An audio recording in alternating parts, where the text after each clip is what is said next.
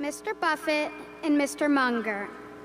Hi, my name is Daphne. I'm from New York, and I'm 9 years old.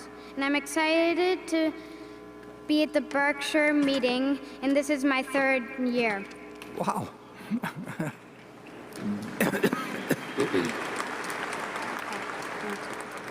You should be rich by now.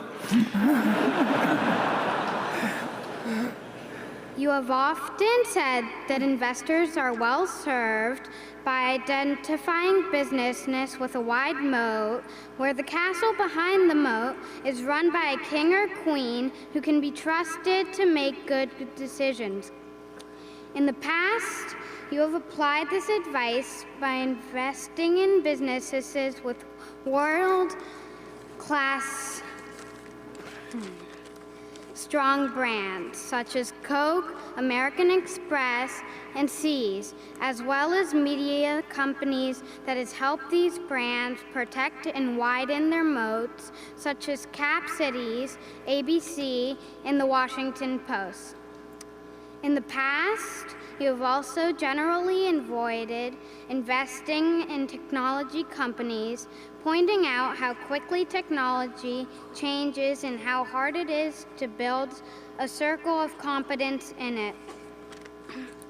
Today, we seem to be in a world where some of the most dominant companies in the world are technology companies, and we have built powerful platforms such as Amazon, Google, Facebook, and Microsoft in America, and Alibaba and Tencent in China.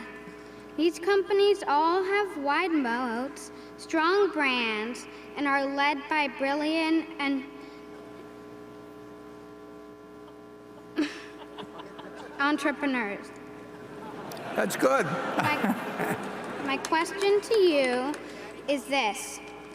If Berkshire is to honor its tradition of investing in wide moats and strong brands, and especially in companies that are also capital efficient, do you think that Berkshire needs to expand its investing lens to include more of these leading technology platforms?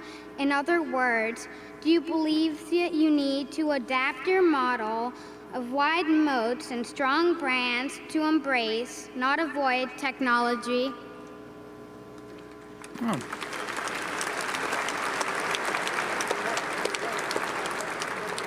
I think the answer is maybe.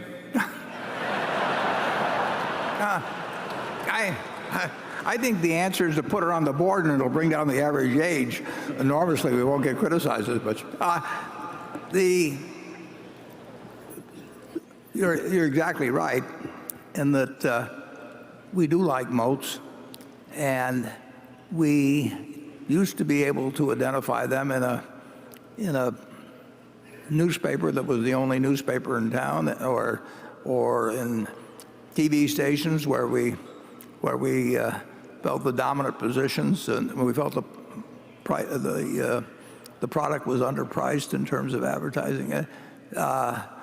We saw it in brands sometimes, and it is true that in the tech world, if you can build a moat, it can be incredibly valuable. I've not felt the confidence that I was the best one to judge that in many cases. It wasn't hard to figure out who was winning at any given time or what their business was about, but there were a huge number of people that knew more about the game than I did, and we don't want to try and win at a game we don't understand. We may hire people such as Ted and Todd that are better at understanding certain areas of investing than I am, or maybe even Charlie is. But the principles haven't changed.